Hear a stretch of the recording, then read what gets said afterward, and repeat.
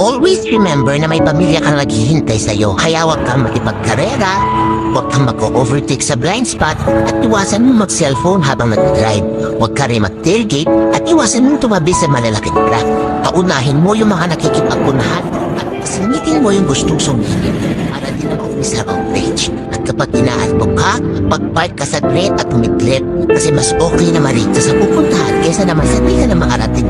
Bago ka bumiyahe, check mo ang sasakyan mo, kondisyon mo din ang sarili mo. May anak kang naghihintay na kargahin at may asawa kang maghihintay sa pag-uwi mo. Huwag mo rin kakalimutan mag-pray bago bumiyahe. Ito ay mga simpleng paalala lamang dahil ikaw ay pamilyadong tao. Protektahan ka nawa palagi ni Lord sa biyahe mo.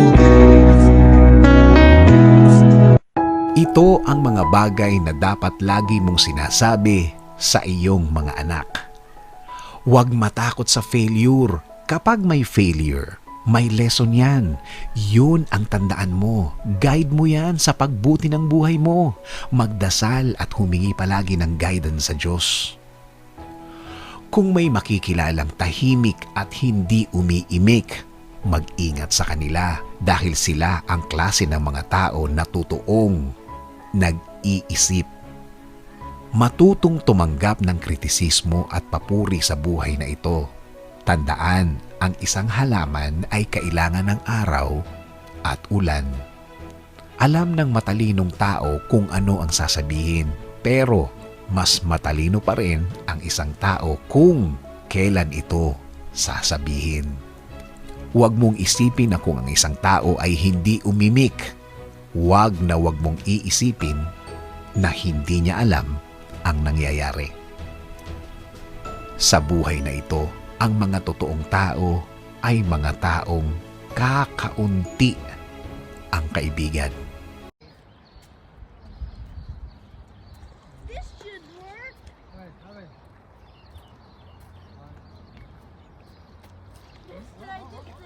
Try this. Try this.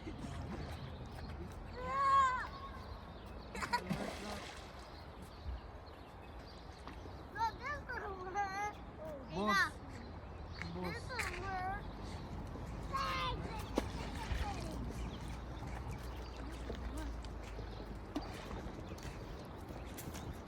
No, this will work. No!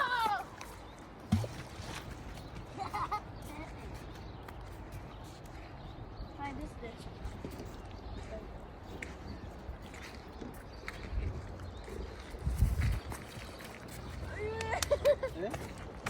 Oh, look!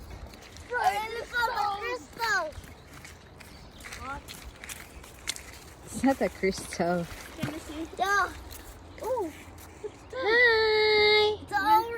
It's a brown it's a ruby, mommy. No, it's not a ruby. Yes, it is, mommy.